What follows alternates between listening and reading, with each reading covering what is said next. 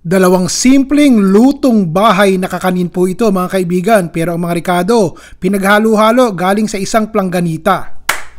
Okay. Salain po muna natin itong mga tuyong ricado. Umpisahan po natin sa malagkit. 2 tasa po ng malagkit iring ilalagay ko. Para po hindi bugal-bugal at namumuo yung inyong kalamay kapag kakinain. Ito naman po ipulbos na bigas. 1 tasa naman. Salain din po natin. 1 tasang asukal po. Kung hindi kayo natatamisan sa 1 tasa, dagdagan nyo po ng kalahating tasa. Pero ako po 1 tasa lang ilalagay ko. Huwag nyo kakalimutang maglagay ng konting asin at yan po pampalasa din. 2 tasa po ng gata lang ilalagay ko rin niya.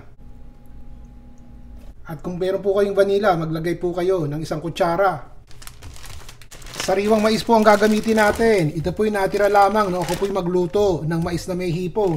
Yung isang araw, nalimutan kong sabihin sa inyo at maraming nagkukumpara ng mais sa Pilipinas tsaka dito Ang mais po din sa banda ko ay napakadaling maluto. 1 minuto lang luray-luray na. Hahamigin ko muna ha. At ilalagay ko po sa isang malukong. Ang kinalabas ay 2 tasa po nitong ating sariwang mais.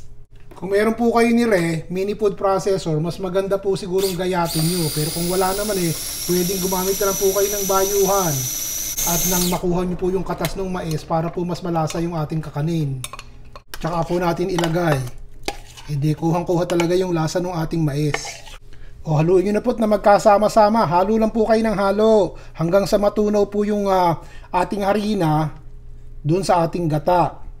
Kung sakasakaling maputla, lagyan nyo po ng pampakulay na ilang patak para alam ng tao na mais yung kakainin nila. Yun. Mga ilang patak lamang. Dilaw na dilaw na.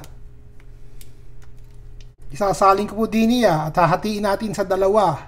May gagawin po tayo dun sa 1.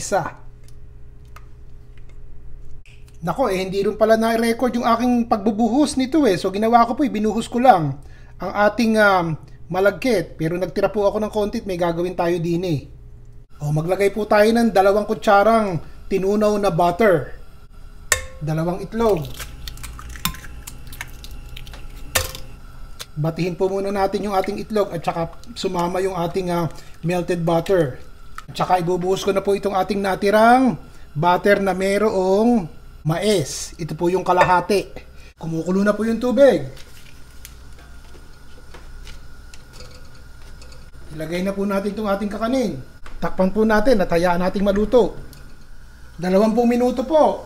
Papatayin ko na yung apoy at okay na po ito. Palalamigin natin Maliit lang naman ang aking ginawa. Ito po ay 7 pulgada ang diameter po nitong ating pinaghulmahan.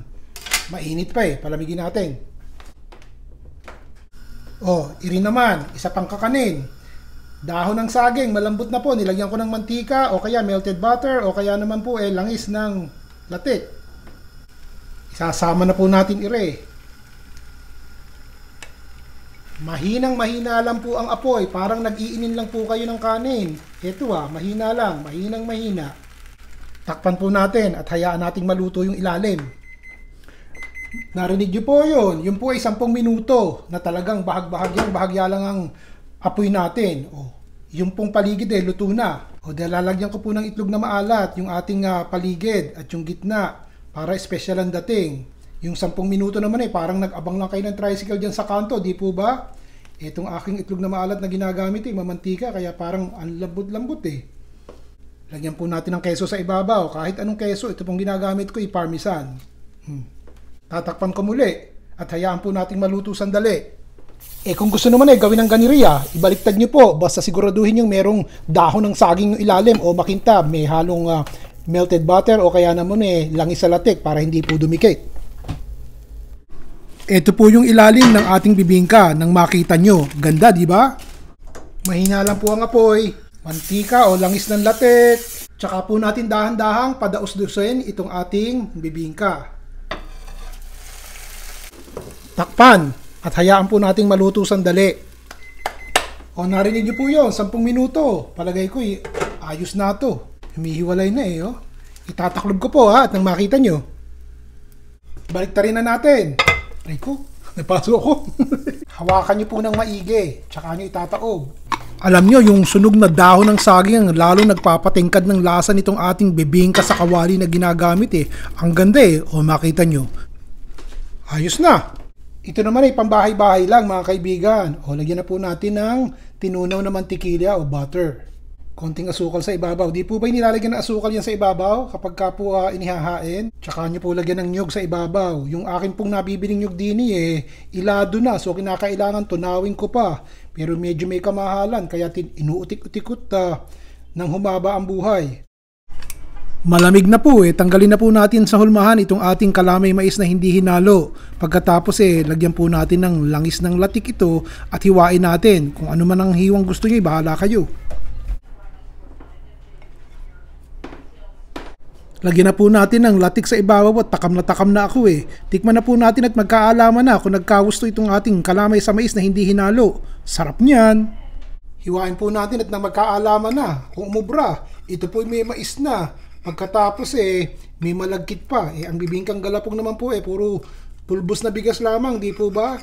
Pinagpatong-patong ko lamang po yung maliliit na hiwa ng ating bibingka para maganda pong tignan sa ating camera. Pero wag niyo pong isisilbi ng ganiri ito sa pamilya niyo baka mabuwag yung tore mabatukan pa kayo ng asawa niyo.